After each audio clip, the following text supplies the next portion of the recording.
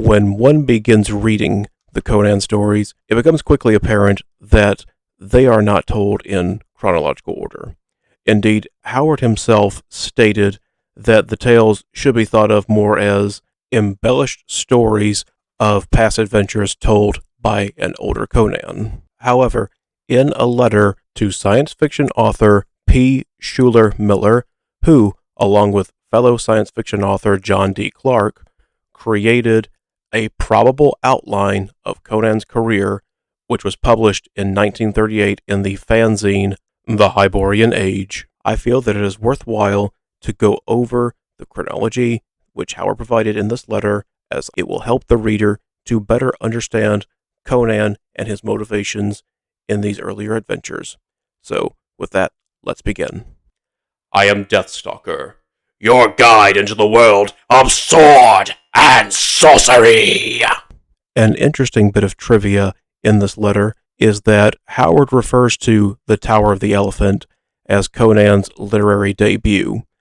This is interesting because the first published Conan story was actually Phoenix on the Sword. I can only surmise that Howard had either forgotten which story had been published first, or it is very possible that Tower of the Elephant was the first Conan story that he recalled writing, or that he did write, and just the chaotic nature of how Weird Tales published all their stories, that the first written story was not necessarily the first published story.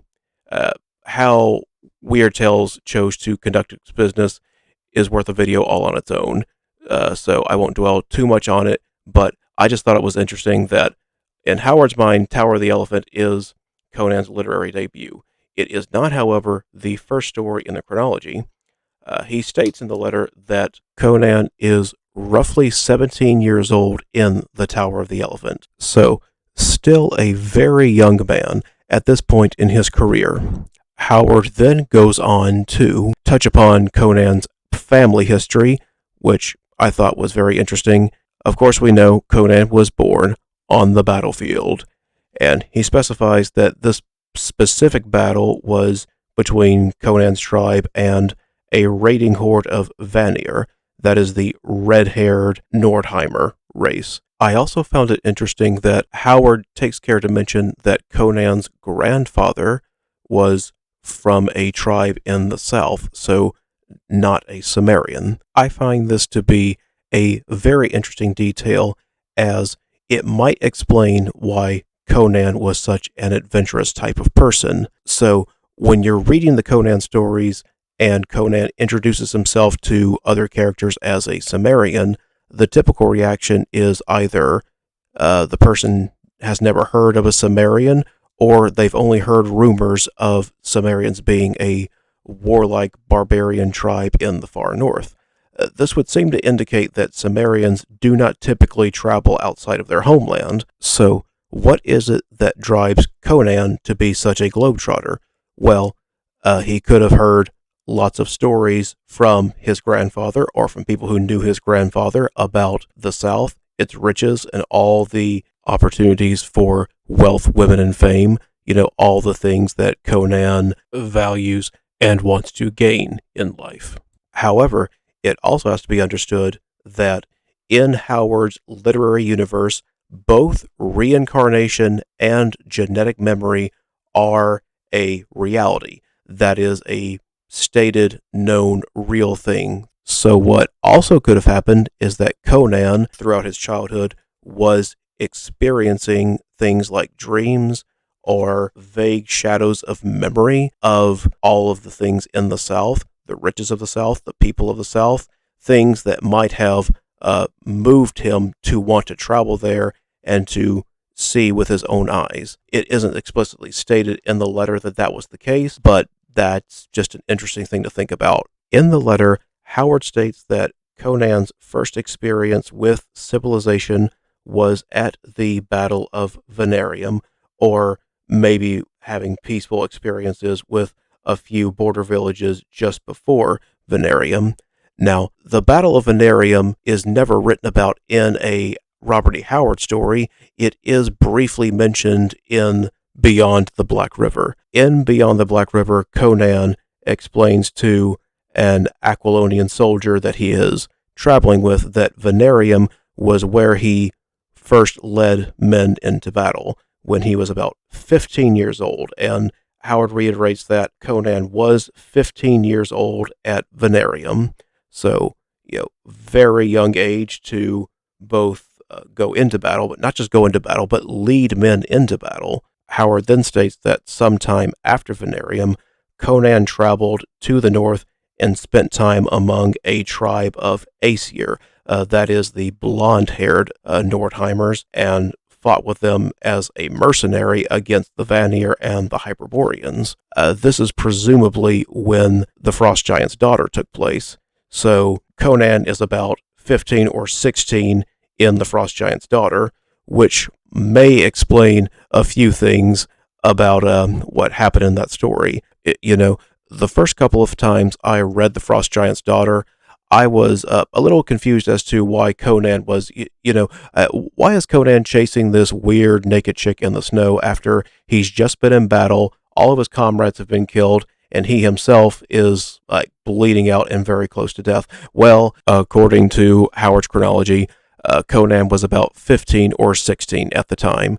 So those of us who have ever been 16-year-old boys before, you probably know that a beautiful naked chick could get you acting very, very foolish indeed. Now, Conan remains among the Vanir for a time until he is eventually captured by the Hyperboreans and is imprisoned there for a time and subjected to all sorts of indignities and tortures until he eventually escapes and flees southward into Zamora. And it is on his way to Zamora when the events of the Tower of the Elephant take place. Howard does state that his time imprisoned among the Hyperboreans bred a special hatred for them, which likely affected his policy towards Hyperborea once he became King of Aquilonia. The next story in Howard's chronology is Rogues in the House. Interestingly, Howard takes care to state that the city-state in which Rogues in the House take place is likely not in Zamora itself. The reason he states this is because in the story there is a lot of political intrigue and rival noble houses doing all kinds of backstabby, espionage, power grabby things, which would not have taken place in Zamora proper, because Zamora proper is an absolute despotism, and the leadership there would not have allowed such things to take place. So I just thought that was interesting that such a semi-independent city-state appears to exist just outside of Zamora. The existence of such an independent or semi-independent city-state near Zamora would make a pretty interesting setting if one were to plan out a Hyborian Age RPG campaign. So just something to throw out there for any of you prospective game masters. After Rogues in the House, Howard states that Conan then briefly returned to Cimmeria, as he would from time to time during the course of his adventures. Howard then clarifies that Conan was about 40 years old when he seized the crown of Aquilonia, and simply stated to Miller that the chronology that they had constructed was pretty accurate. This chronology, which Miller had constructed, entitled A Probable Outline of Conan's Career, stated that the order of the story goes as follows: The Tower of the Elephant, Rogues in the House, Queen of the Black Coast, Black Colossus, Shadows in the Moonlight, A Witch Shall Be Born, Shadows in Zambula, The Devil in Iron, The People of the Black Circle, The Slithering Shadow, The Pool of the Black One, Red Nails, Jewels of Gwaldor, Beyond the Black River, The Phoenix on the Sword, The Scarlet Citadel, and The Hour of the Dragon. So, that's a period of roughly 23 years between the events of the Tower of the Elephant and the Phoenix on the Sword. So, there's quite a lot of opportunities to fill in the blanks with your own speculative fiction or RPG campaigns, if one were to feel so inclined.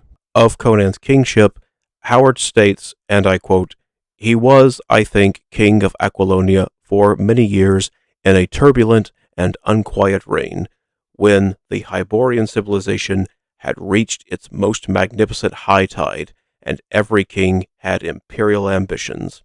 At first, he fought on the defensive, but I am of the opinion that at last he was forced into wars of aggression as a matter of self-preservation. Whether he succeeded in conquering a worldwide empire or perished in the attempt, I do not know. End quote. Interestingly, Conan still found time for adventuring even as king.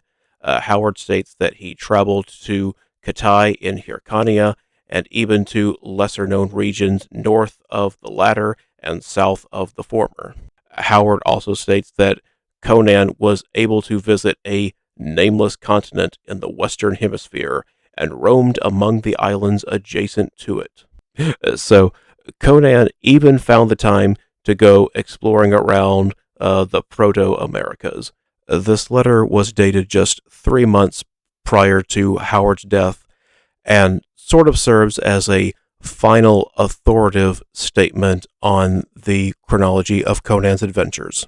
It makes for a rather sad read, as it's pretty clear from the letter that there was still a lot of love for Conan and his adventures, and probably would have liked to have written more Conan stories. So just really sad that we never got to see where his story could have developed had Howard lived longer to write them.